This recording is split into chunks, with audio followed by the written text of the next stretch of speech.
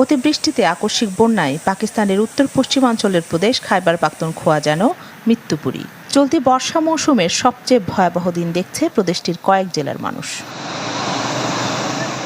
পাহাড়ি ঢলে ভেসে যাচ্ছে ঘরবাড়ি, রাস্তাঘাট ও সেতু। হু হু করে বাড়ছে প্রাণহানি। বানের তোড়ে মৃত্যু হয়েছে গবাদি পশুরও। স্থানীয় প্রশাসন বলছে, পাহাড়ি অঞ্চল বেশি থাকায় বন্যায় ক্ষয়ক্ষতির পরিমাণ বেশি। দুর্গম এলাকাগুলোতে উদ্ধার কাজ চালাতে হিমশিম খাচ্ছে উদ্ধারকারী দল।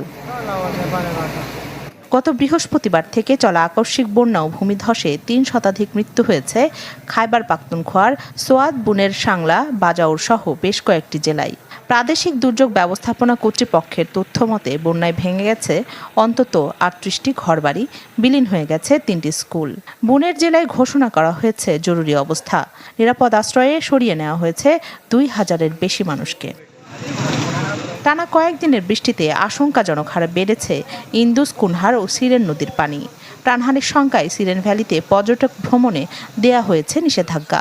বন্যার পানিতে ভেসে নিখোঁজ হয়েছেন অনেকেই, তাদের হন্যে হয়ে খুঁজছেন স্বজনরা। দুর্গত এলাকায় পর্যাপ্ত ত্রাণ সহায়তা না পাওয়ার অভিযোগ করছেন কেউ কেউ। আমরা ১৯৭২ সাল থেকে এখানে বসবাস করছি, কিন্তু এত ভয়াবহ বন্যা আগে কখনো দেখিনি।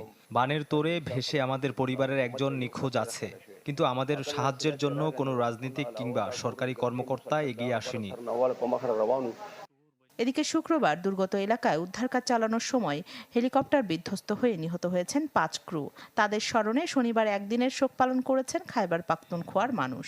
আগামী ২১শে আগস্ট পর্যন্ত প্রদেশের কিছু এলাকায় বৃষ্টিপাত অব্যাহত থাকবে বলছে প্রাদেশিক দুর্যোগ ব্যবস্থাপনা কর্তৃপক্ষ। পাকিস্তান শাসিত কাশ্মীর ও গিলগিট বালতিস্তানেও বন্যায় প্রাণ গেছে অনেকের। পাঞ্জাবের কালাবাগ ও চাশমা শহরে বন্যা সতর্কতা জারি করেছে প্রশাসন। গত এক সপ্তাহে প্রবল বৃষ্টিপাত, বন্যা ও ভূমিধসে ভয়াবহ ক্ষতির মুখে পড়েছে প্রতিবেশী দেশ ভারত ও নেপালের কিছু অংশ। রাখি জেসমিন, চ্যানেল 24।